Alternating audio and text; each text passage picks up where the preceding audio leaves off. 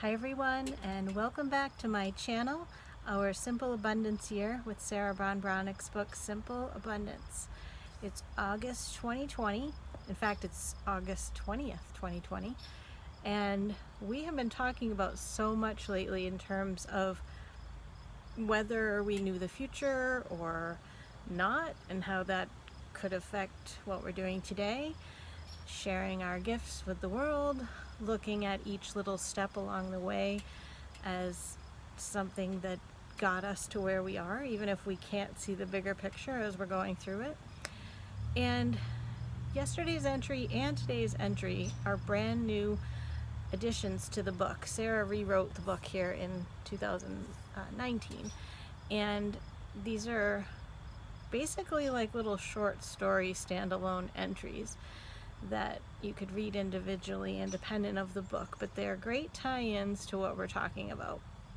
So her entry today is called We'll Always Have Paris. And I wasn't sure what it was going to be about, so I hadn't read this one.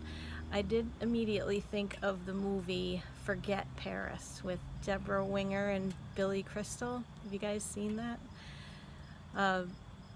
And I guess that could actually sort of tie in with her story here, loosely anyway.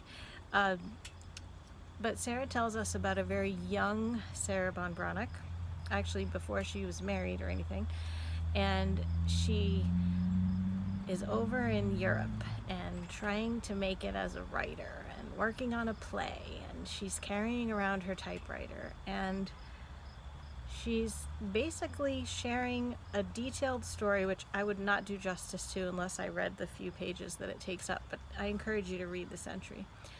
But she's taking us along with her as she gets to the point of complete hopelessness. She is out of money. She's left her hotel. She's got only the clothes on her back and her typewriter, and she doesn't want to tell her family that she's sort of failed in her mind and hasn't made it. So she is in Paris in this story, and where do you go when you really want to talk to God in Paris? Although nowadays you can't go there, but in the past you would probably go to Notre Dame, right? Notre Dame Cathedral. So she's there, and she is praying, and just praying for any sort of miracle to make it happen. In fact, she says something that maybe you've said in prayer before when you really want something and you're like, I'll never ask for anything again, if this can just come true. So that was the point that she was at with this particular want that she wanted. And Sarah reflects now, because obviously she's looking back at her young self, and she says, recalling this young girl, her future self can't help but smile and shake her head. To begin with, there have been many more prayers after I saw my words in print, and those were just as passionate. But I didn't know then, as I do now, that a writer is someone who writes, puts words down on paper, doesn't just talk about it. So she goes on to say more about how she felt like a fraud, because she just had this idea in her mind of, if I'm a writer, this is what it looks like, and this is what is expected of me, and this is what my family is thinking I'm going to do, and this is what success means to me as a writer and all that. Whereas we did talk about before, when we were saying, I am an everyday artist, I'm an artist of the everyday. She already was a writer. Didn't matter if she was famous or if she had achieved all those things, but she was very caught up in the idea of what it meant to be a writer and the expectations. Oh, there was a part that she said about, okay, I want to read this. They say that pride cometh before the fall, but sometimes in life it's our pride that keeps us on our feet, stumbling out of the wilderness. So she was saying that in the frame of reference in relation to not wanting her family to know that she hadn't done what she had sought out to do. And I can see that. I've mentioned the pride comes before the fall statement before, but on the flip side of it, if pride is holding you either doing something in a way that you don't want to keep doing it, or not giving up when in some cases you don't have to give up, but you have to change the way you're doing it, then pride can take on a different sort of beast, and it can be a different sort of beast in that way, right? So anyway, back to her story. She is, like I said, to the end of her rope. She doesn't even have money to go light a candle at the chapel, at the cathedral. And she needs to get money to even call her family and tell her, I'm going to come home. And on the way to the phone booth and trying to find the money and everything, this whole sequence of events happens that she meets a gentleman who, it's from Shakespeare and Company, and he gives her a cup of tea, and they talk, and it all evolves into this thing of her living there in Paris in this sort of like boarding house where it's just other writers trying to make it, and they pitch in and they do work if they they all take care of the house together, and all of a sudden she was a writer in Paris, she said. And I mean, she was already a writer in Paris when it comes down to it, but because she had been accepted into this group of writers, and they kept saying like, oh, you must be published now, and you can't be just a tourist because you've been living here. And this is back in the late 70s, she tells us too. So I mean, she saw it through their eyes. So basically her prayer had been answered, right? In fact, she wasn't even praying. She was praying for it to work out, but she said something else about praying it. Just as I left the cathedral, I added a footnote to my prayer, requesting something that before had never ever occurred to me, a blessing in defeat. I wanted heaven to help me remember that there would be other opportunities to replace the lost ones I had so foolishly thrown away or blown through naivety, bad timing, wrong choices, stupid mistakes. And the next time I'd be ready to act on my dreams. I learned the hard way that dreams wait for no woman, she says. Dreams have their own timetable, and their prime directive is to become real. Dreams wait for no one.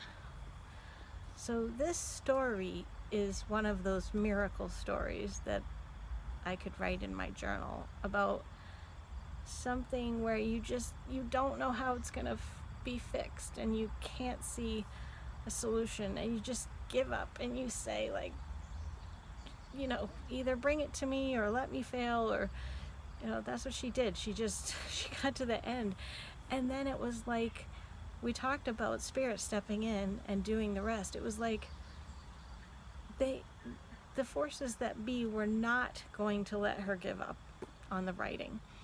She was about to make that phone call and just give up and just say, I'm coming home. I tried this and it's not going to work out. And then maybe she would have never written again, and we wouldn't even have Simple Abundance, and there wouldn't even be this YouTube channel. So I'm glad she didn't give up. I'm glad that there was divine intervention. They call that providence, right? Where there was a greater power that stepped in and made it all happen. And I'm sure she had other struggles that came after that, but it was that thing that happened. And I was just reading this a minute ago and thinking about, I was driving today, and there was a gentleman that was on the side of the road he had a pizza box, and sometimes it will just say like homeless, please help, or whatever. And I'm sitting there in my car, and his sign was very personal, and it said his name, and it said a few things, and I'm sitting there and I'm thinking, like, money is really tight for me right now too. And I'm thinking, you rationalize like, oh, we all have choices, and other people will give him money or whatever. And then I just reached in my wallet and I gave him a $5 bill. I mean, it was money that I actually, like, because about my budget, and it was money left over from my groceries that I did not spend last month for my groceries. So I kind of had it in my own little spending envelope, but I haven't really gone out and done anything to spend money on lately. So I just grabbed it and I gave it to him. And I mean, maybe that $5 bill could be like, maybe he's on the edge, and that is like what gave him hope to get a shower and somewhere to stay tonight. I don't know how you'd get something for $5, but like maybe that was like life-changing for him. I don't know, but I was thinking about that, and I feel good about it. And I went grocery shopping right after that, and I just thought, like, it's probably like a forgettable $5 bill for me, because I might have spent it on groceries, you know, if I had been paying attention. But I don't know, I hope it was a positive thing. Like,